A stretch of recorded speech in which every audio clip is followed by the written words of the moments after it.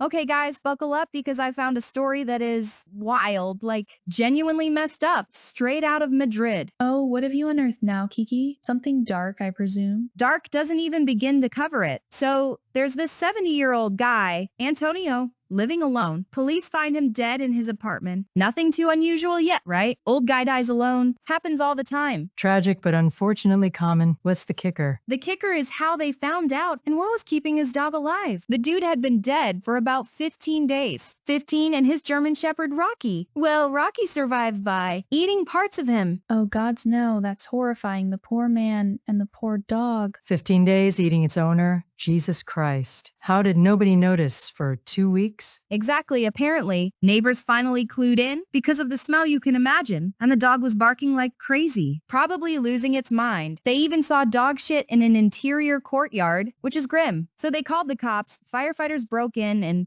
found Antonio, partially eaten by Rocky. That's just profoundly sad. Trapped in there with no food, seeing his companion gone. The desperation the animal must have felt. A German Shepherd too. Usually think of them as the loyal protectors. The irony is brutal. Rocky, huh? Sounds like something out of a fucked up movie. Right? And that's exactly why this blew the fuck up online. The headline alone, man eaten by own dog. It's pure clickbait gold. Yours isn't that perfect mix of morbid and unbelievable, like news of the weird on steroids. Ah, yes. Morbid curiosity driving internet traffic. A cornerstone of modern society. People clicking while pretending to be horrified. Totally. Everyone was sharing it, pretending they were shocked, but secretly kind of fascinated. You know the vibe. The internet went nuts. But how are people reacting? Surely not just fascination? That feels so cold. Oh, it was all over the place. You had the predictable horror. People genuinely heartbroken like you, Allah. Lots of animal lovers torn up about both the guy and the dog. Then you had the younger crowd. You know how they are? Straight into dark humor territory. Memes started popping up. Comments like, "This is my retirement plan," or "Guess Fido really was hungry." It's messed up, but it's how some people cope with grim shit, right? Making jokes so they don't have to actually feel the abyss staring back. It's a defense mechanism. Process the shock through detachment and absurdity. Still, pretty tasteless considering the reality. Tasteless feels like an understatement. Behind the memes is a man who died utterly alone, unnoticed for 2 weeks. That, to me, is almost as horrifying as the other part. It speaks volumes about how we treat our elderly, how isolation can swallow people whole. That's the relevant social issue here. Beyond the grotesque headline, elderly isolation is a genuine crisis. No family checking in. Maybe for noticing sooner. No social safety net. He wasn't just found dead. He was found because of the decomposition and a distressed animal. It implies a complete lack of regular human contact. Yeah, people definitely picked up on that. Lots of comments saying stuff like, "See what happens when you forget about old people?" It turned into a whole debate about community and checking on your neighbors. As it should. Perhaps some good can come from shining a light on such a dark event. We build these disconnected lives and then act surprised when tragedy strikes in the silence. Okay,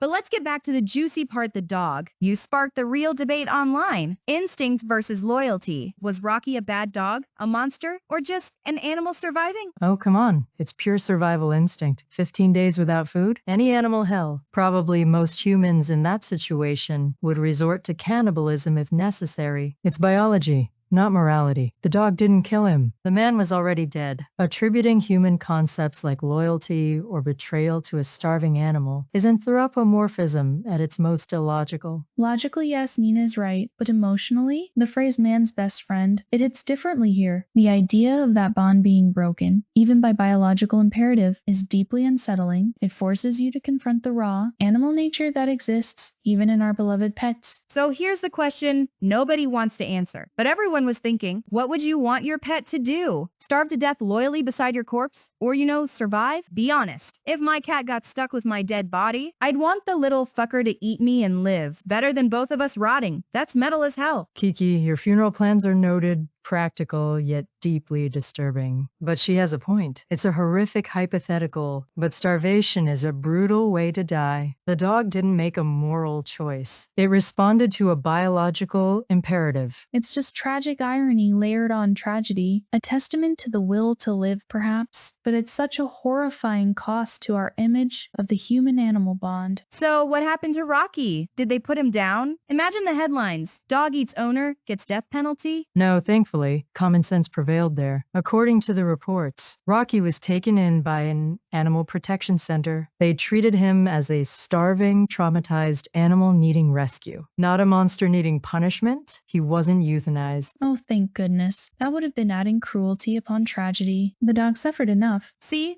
Some people online were actually pissed he wasn't put down. Like that dog's tasted human flesh is dangerous now. Others were calling him a hero survivor. People love extremes. No nuance allowed online. Predictable internet polarization. Regarding the media, though, the headlines were deliberately sensational. Man eaten by dog grabs more clicks than starving dog consumes deceased owner's remains to survive. There's a line between reporting shocking news and exploiting tragedy for engagement. Yet, as we discussed, the sensationalism did inadvertently highlight the issue of elderly isolation. Sometimes uncomfortable stories are necessary to spark important conversations, even if the framing is crude. True. It's one of those stories that sticks with you, you know? Gross. Sad, weirdly fascinating. It makes you think about loneliness, survival, and just how fucking weird life can be. And maybe check on your old neighbors once in a while. It's a grim reminder of biological realities and potential societal failings. Isolated death and desperate survival. Both are tragic. It leaves you with a profound sense of melancholy for the man who died alone, for the loyal companion pushed to an unthinkable act by starvation, and for the loneliness that allowed it all to happen unnoticed for so long. A truly haunting modern tale,